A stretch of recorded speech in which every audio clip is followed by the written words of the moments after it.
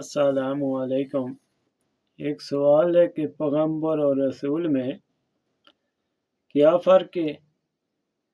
صحابی کون لوگ ہوتے ہیں؟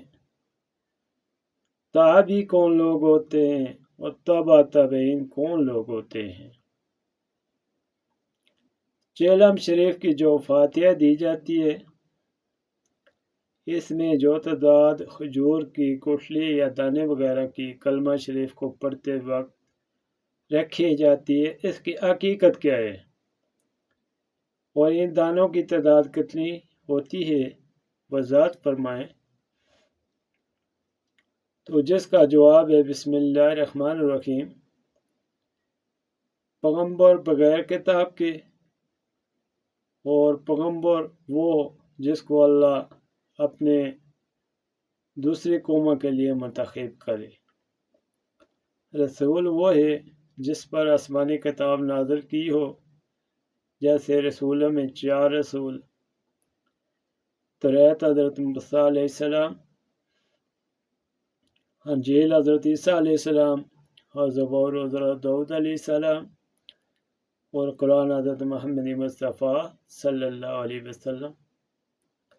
اور نبی نبوت والے کو کہتے ہیں، باقی اللہ کے سارے پیغمبر۔ اور صحابی جس نے رسول اللہ صلی اللہ علیہ وسلم کی زیارت کی، رسول اللہ صلی اللہ علیہ وسلم کی پاک محفل میں بیٹھے، اپنی ظاہری آنکھ سے زیارت کی، وہ صحابی کہلائے۔ اور جس نے صرف صحابی کی زیارت کی، وہ تابعی کہلائے۔ اور جس نے تابعی کی زیارت کی، تبع تابعین کہلائے۔ اس طرح آگے سلسلہ ان کا چلتا ہے۔ مردے کے لیے اصالِ ثواب مستحب عمل ہے۔ مستحب عمل میں مردے کے لیے طعام وغیرہ کرنا، یہ مستحب عمل ہے۔ مردے کے لیے پڑھ کا کلام بخشنا سنت اور حدیث سے ثابت اور سنت طریقہ ہے۔ اور سنت طریقے میں گٹھلی کی تعداد کلمے کی ورد کے درمیان 1250 کا ہونا ضروری ہوتا ہے۔ 1250 دانے کو پڑھنے کے لیے مردوں کی تعداد کم سے کم 40 لوگ، ایک چلہ ایک ولی کی طاقت کا ہونا ضروری ہے۔ اور 40 لوگ کلمہ شریف پڑھیں۔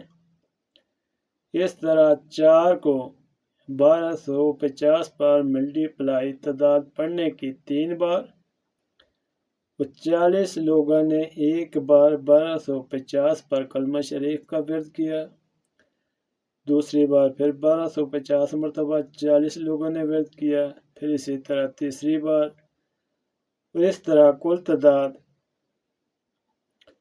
12 ہوئی۔ اور اس طرح 1,24,000 انبیاء کرام کی جانب سے کلمے کی زکوٰۃ ادا ہوگی، اور متوفی کے حق میں سفارش کا ذریعہ بنے گی۔